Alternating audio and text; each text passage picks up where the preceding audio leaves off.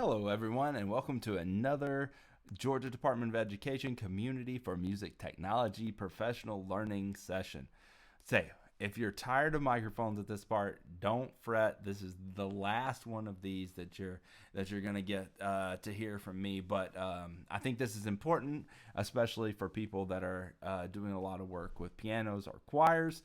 And I probably do more work with choirs than I do instrumental ensembles at my particular school. So I found this very interesting and wanted to share this information with you all. Again, we're going to dive right in and see if we can't figure out a few things. So just as a reminder, the reason we're talking about all of this is to help us avoid phase issues and get the most out of the experience that we are having. So if we're using multiple microphones, which all of this seems to call for, then we're really wanting to avoid that issue of phase.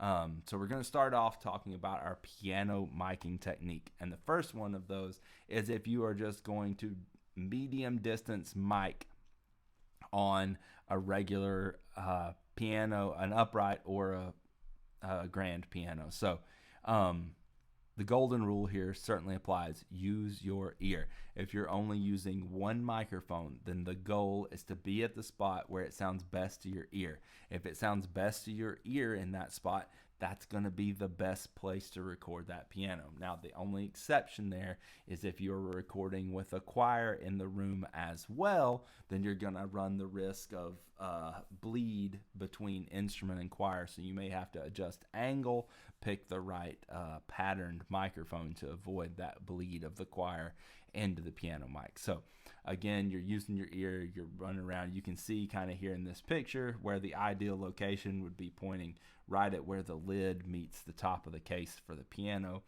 and a reasonable distance away from the actual instrument itself. That's going to also help avoid a lot of pedal noise, which becomes a problem if you're going to mic an upright piano.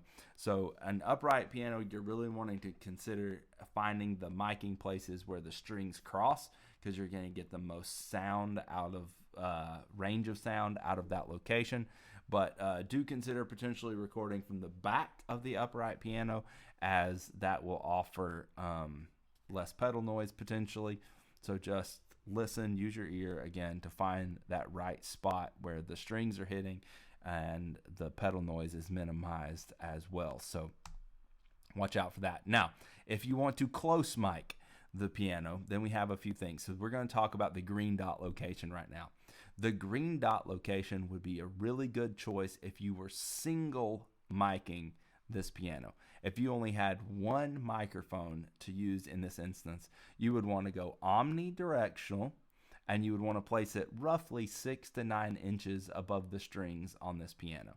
So you're getting 6 to 9 inches above the strings, somewhere in that range, and then get an omnidirectional, so you get that good warmth of the entire piano bouncing back from the lid and everything. So that would be your choice if you are single miking the piano. Now, if you want to be a little more aggressive and get a little more of that attack sound from the hammers and a little more punch, then you want to think about taking that condenser mic, maybe cardioid, and moving it still in that 6 to 9 inch range, at least 18 inches apart, if not 27 apart. So we're talking about the red zones in this picture right now on the left side. So pull it into that range and get it a little closer to the hammers on the strings. So when you start getting closer to the hammers, then you're going to start getting more of that attack sound. So just listen as you're monitoring those mics. Are you getting the right amount of attack? Is the attack too strong? If it is, back it off the hammers just a little bit. If it's not enough, then get it a little closer to the hammers. And then you could potentially do a lot of different things here with the dual miking. If you want a milder attack and more full-bodied zone, considering the placement of the higher octaves kind of closer to the hammer, but the lower octaves down in this back third of the piano, that'll give you a really nice balanced, warm sound, but you're also going to be able to isolate from other instruments because you're getting closer into the top of the piano.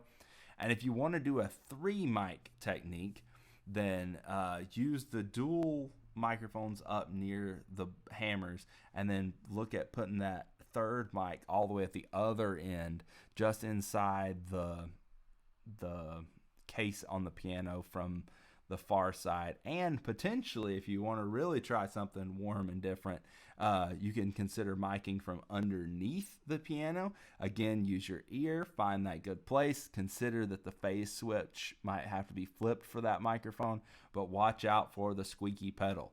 The squeaky pedal from underneath can potentially cause you problems. So let's dive in now to talking about miking a choir. Okay. This picture here, to me, is just one of the scary things. There's like 8 microphones here to record 16 different people. I think the engineer here is thinking, like, the more microphones that I have up, the bigger the wall of sound that I'm going to get out of this choir will possibly be. But that's not true. The phase issues that could be caused by this number of microphones is just atrocious. The answer and solution to miking choirs is not to put more mics on them. It's to get the mics in the right places. So how do we get microphones in the right places? Well, if we only have 2, again, I'm going to refer us back to our tried and true methods. The technique for ORFT or XY are going to be the 2 best options. If you have to go more at a distance, you consider the AB system, but remember, you got to go with your 3-to-1 rule about distance apart with the microphones and everything. Not a big fan of the AB. That's more of a close miking thing that we're going to get into here, but these are great solutions if you only have 2 microphones. I'm telling you, get back away from the ensemble a little bit. Make sure that you're getting somewhere around that quarter point of the ensemble with the diaphragms based on distance, and you should be good to go on that. Now, if you're close miking a choir, you need to remember our 3-to-1 ratio rule.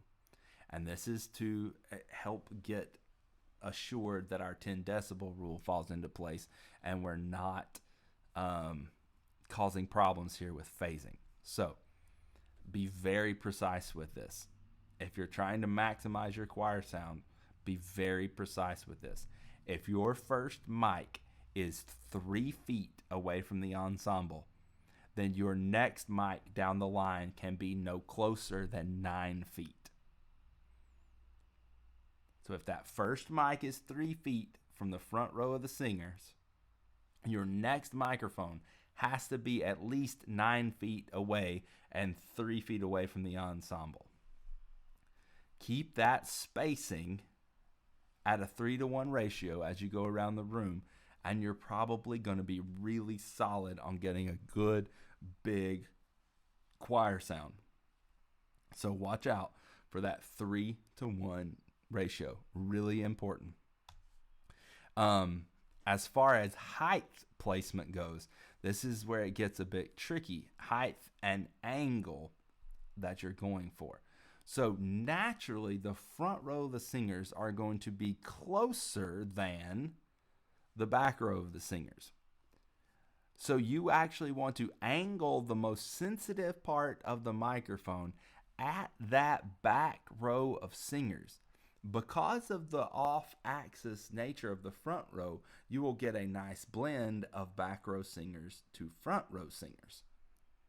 So you're going to get a little bit of the overhead sound, of course, that'll hopefully not really be there in the recording of the back row, but you're going to get a nice sweep of even volumes from all 3 rows of your singers, 4 rows of your singers, if you follow this rule. So you're going to be up above their heads and then aim at the back row of the singers. So make sure that we're getting that, 2 to 3 feet above the head of the back row, but aimed at the back row, and you'll get a nice even sound from all the rows of singers. Because you don't want that one girl that really can't carry a tune in the front row to be the one that's loudest in the recording. So follow that principle and it won't.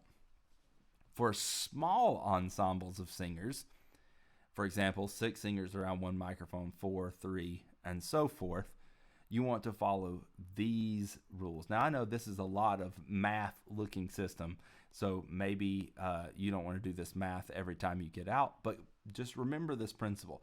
So if I've got 6 singers around one microphone, due to off-axis versus on-axis considerations for sensitivity, those people in the middle actually need to be further back. You don't want to create a perfect ring, half moon around, or half circle around the microphone if you're using a cardioid microphone. Omnidirectional, no problem. Make everyone even distance. But if it's a cardioid microphone, which most of the ones I have in my locker are, and probably you too, then consider making that middle section from a half moon elliptical, push it more into that elliptical shape, so that the center singers are actually further back, and you're creating this very even distribution of sound. Again, you can see even with the 3 singers, the middle singer is 67 centimeters or 26 inches away from the center of the microphone, whereas the others are 6 inches closer based on their angles of 60 degrees. And as you went further on that angle, you would want to be even a little bit closer. So